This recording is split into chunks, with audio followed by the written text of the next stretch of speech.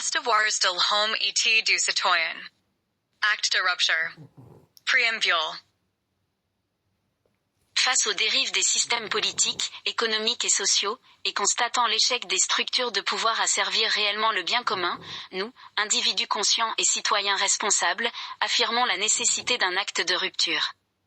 Nous reconnaissons que nos droits n'ont de sens que s'ils sont accompagnés de devoirs librement consentis, pour garantir la liberté, la justice et la dignité de tous. Nous proclamons que l'émancipation éducative, individuelle et collective, est la pierre angulaire d'un peuple instruit, libre et incontrôlable par la peur ou la manipulation. Nous engageons ainsi un processus vivant et évolutif de rédaction collective et individuelle des devoirs de l'homme et du citoyen, afin de reprendre en main la responsabilité de bâtir un monde juste, durable et profondément humain. Devoirs envers soi-même. Devoir d'émancipation intellectuelle, s'instruire, questionner, douter, comprendre. Développer sa pensée critique et sa créativité pour ne pas subir les dogmes imposés. Devoir de cohérence et d'intégrité, agir en accord avec ses valeurs, refuser la compromission et la facilité quand elle menace la dignité ou la justice.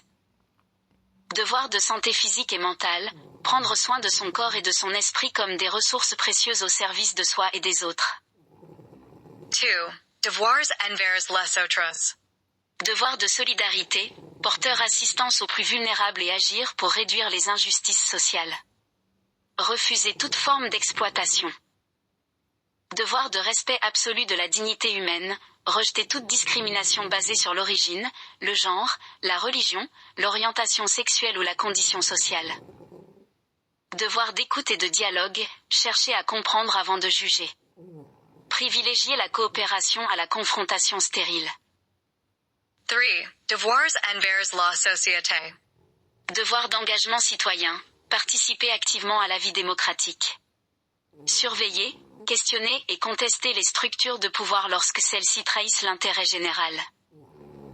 Devoir de désobéissance légitime, refuser d'obéir à des lois ou directives injustes, contraires aux principes d'équité, de liberté et de respect du vivant.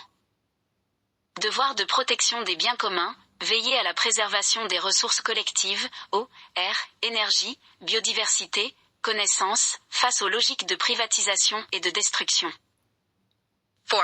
Devoirs envers le vivant et la planète. Devoir de respect du vivant, reconnaître et protéger la valeur intrinsèque de toute forme de vie. Refuser l'exploitation abusive de la nature. Devoir de sobriété et de responsabilité écologique, adopter des modes de vie respectueux des limites planétaires. Réduire son impact environnemental et promouvoir des solutions durables. Devoir de transmission, préserver et transmettre aux générations futures un monde vivable et des savoirs essentiels à leur émancipation. Conclusion, une déclaration vivante. Ce texte n'est pas figé. Il est appelé à évoluer, à être enrichi par toutes les voix, les expériences et les consciences éveillées. Chaque citoyen est invité à s'en emparer, à le compléter, à l'ajuster à la lumière de sa propre réflexion et de ses engagements. Nous refusons les révolutions superficielles qui se contentent de changer des visages sans changer les systèmes. Nous appelons à une révolution intérieure et collective, une secousse qui reconnecte chaque individu à sa puissance d'agir, au service de tous. Notre liberté ne sera complète que lorsque nos devoirs seront pleinement assumés.